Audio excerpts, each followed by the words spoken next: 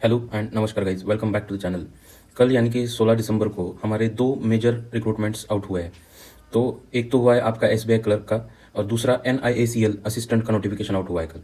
तो यहाँ पे एसबीआई क्लर्क के बारे में तो ज़्यादा हम बात नहीं करेंगे। जो भी लोग एसबीआई क्लर्क को एलिजिबल हो रहे हो एज के बेसिस पे, एजुकेशन के बेसिस पे, वो सब लोगों ने इस बार एसबीआई क्लर्क के लिए अप्लाई करना चाहिए, क्योंकि आपकी बम्पर वैकेंसी यहाँ पे आउट हुई। 13,000 से ज़्यादा वैकेंसी एसबीआई क्लर्क में इस बार आई है। ठीक है, तो ये वीडियो मेनली मैं बना रहा हूँ एनआईएसीएल असिस्टेंट के बारे में।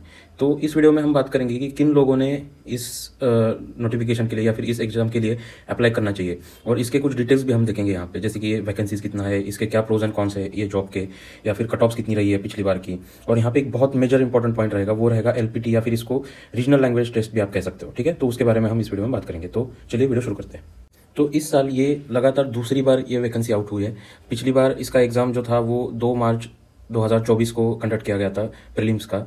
तो ये आपके सामने मैं कुछ प्रीलिम्स के कट ऑफ्स दिखा रहा हूँ। तो यहाँ पे अगर आप देखेंगे, पिछली बार सबसे ज़्यादा महाराष्ट्र में वैकेंसी थी। तो महाराष्ट्र का अगर आप कट ऑफ देखेंगे तो यहाँ पे 90.75 यानी कि 91 आप मान के चल सकते हो कट ऑफ, इतना कट ऑफ गया है। और बाकी भी अगर बाकी स्टेट्स के भी आप देखेंगे तो वो 90 से 93 के रेंज में ही कट ऑफ्स है ज़्यादातर। ठीक है, यहाँ पे आप टीयर 2 यानी कि इसका मेंस का जो एग्जाम था उसके भी आप कट ऑफ देख सकते हो। तो यहाँ पे आप एक रेंज पकड़ के चल सकते हो कि 150 से लेके 160 के बीच में, 160 तो है ही नहीं, ज़्यादातर आप 155 157 तक यहाँ पे कट ऑफ देख सकते हो। तो ये टीयर 2 यानी कि इसका मेंस एग्जाम जो है वो 250 मार्क्स का रहता है, और 5 सेक्शन इसमें आपको मिलेंगे। ठीक है, तो अब मैं यहाँ पे आपको कट ऑफ्स वगैरह क्यों दिखा रहा हूँ, और यहाँ पे मैं आपको अपना मेरा खुद का जो इस साल में जो मार्च में इसका एग्जाम हुआ था वहाँ उसका ये स्कोर कार्ड भी आपको दिखाना चाहता हूँ। तो यहाँ पे अगर आप मेरे मार्क्स देखेंगे तो यहाँ पे मैंने इंग्लिश में स्कोर किया है 28.75 आउट ऑफ 30। ठीक है, और अगर कॉन्ट के आप मार्क्स देखेंगे तो ये 33 है आउट ऑफ 35। और रीजनिंग में जो है वहाँ पे मैं कम स्कोर कर पाया हूँ, वो 18 मार्क्स का मैंने रीजनिंग में स्कोर किए थे आउट ऑफ 35। ठीक है, यहाँ पे टोटल मेरा गया था 79.75 टोटल स्कोर। और मेरा स्टेट जो है यानी कि महाराष्ट्र, वहाँ से मैंने अप्लाई किया था, तो मेरे स्टेट का कट ऑफ गया था 90.75, मतलब करीब करीब 10 से 11 मार्क में पीछे हूँ कट ऑफ के। लेकिन अगर आपने मेरे इस चैनल पे अगर वीडियो देखे होंगे पिछले कोई, तो वहाँ पे मैंने आपको बताया कि मेरा रीजनिंग स्पेसिफिकली वीक है थोड़ा। ठीक है, तो जब ये मैंने एग्जाम दिया था ना, तब मैंने बस एक चेक करने के लिए कि एग्जाम क्या रहता है, कैसे रहता है, ये चेक करने के लिए एग्जाम दिया था।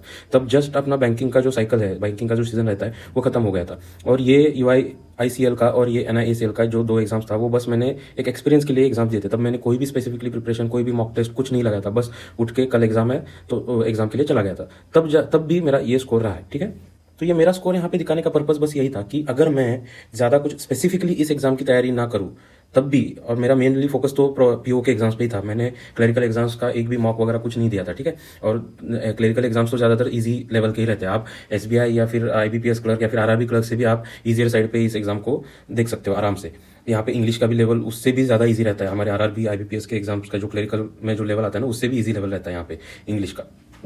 तो बस मैं यहाँ पे आपको ये बात बताना चाहता हूँ कि अगर आप एग्जाम का डिफिकल्टी लेवल देखेंगे तो बहुत इजी आता है, और अगर आपके पास अभी 40 या 45 दिन के आसपास टाइम है, तो ये टाइम में आप एक अच्छी खासी प्रिपरेशन इस एग्जाम की कर सकते हो। तो यहाँ पे हम थोड़ा सा बैंक वर्सेस ये जो एनआईएसीएल असिस्टेंट का जॉब है, तो बैंक में आप क्लरिकल के जॉब को इसके साथ कंपेयर कर सकते हो, और मैं तो कहूँगा आप एक बैंक पीओ के जॉब को भी इस जॉब के साथ कंपेयर कर सकते हो। ठीक है, तो यहाँ पे मैं कुछ पॉइंट्स बताऊंगा जो आपके लिए बेहतर हो सकते हैं अगर आप ये पॉइंट्स को अच्छे से सोचेंगे तो। ठीक है, तो पहला पॉइंट है यहाँ पे पोस्टिंग। यहाँ पे जो पोस्टिंग रहेगा वो ज़्यादातर आपका टीयर 2 या टीयर 1 सिटी में ही रहेगा, क्योंकि एनआईसीएल का जो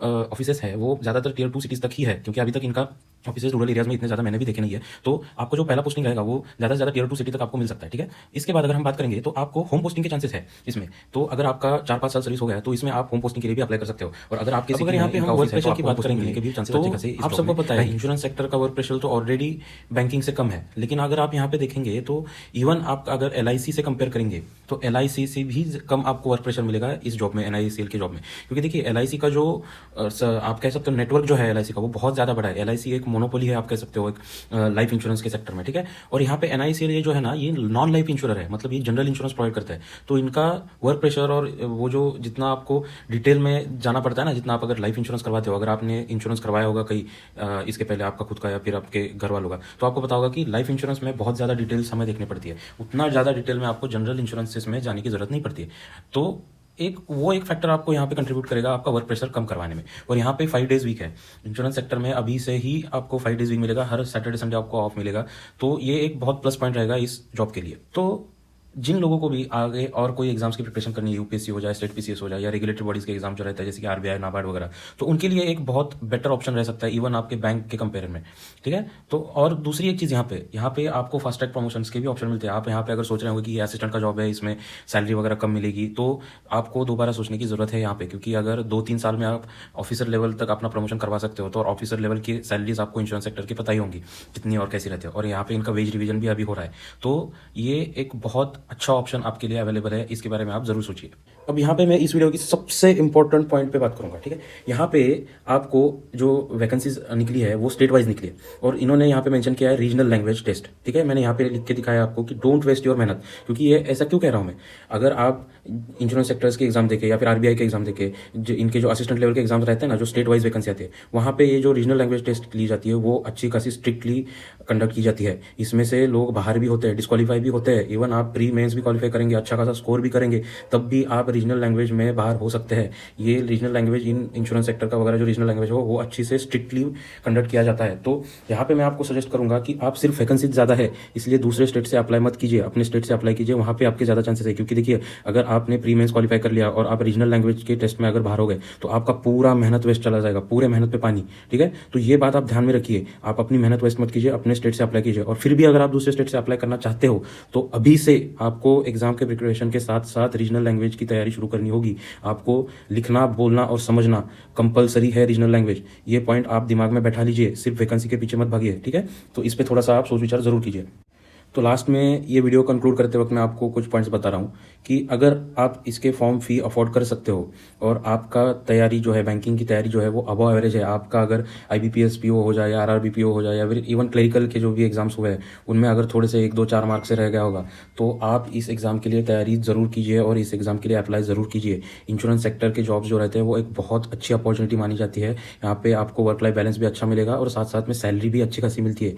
जो भी आपके जो पॉइंट्स है, ये इन सब पे अच्छे से सोच विचार कीजिए, अपने फ्रेंड्स पेरेंट्स के साथ डिस्कशन कीजिए। और हाँ, यहाँ पे एक बात याद रखिए, आपको कौन से स्टेट से अप्लाई करना है वो बिल्कुल अच्छे से सोच के अप्लाई कीजिए, क्योंकि नहीं तो लास्ट में जाके ऐसा ना हो कि पूरा आपका मेहनत बर्बाद हो जाए। ठीक है, तो इन सब पॉइंट्स पे अच्छे से सोच के आप अप्लाई ज़रूर कीजिए इस एग्ज़ाम को, और आप सबके लिए बेस्ट ऑफ लक। अगर आपके मन में और भी कोई डाउट्स है तो आप कमेंट सेक्शन में अपने डाउट्स छोड़ सकते हो, और अगर ये वीडियो अच्छी लगी होगी तो लाइक, शेयर और सब्सक्राइब जरूर कीजिएगा।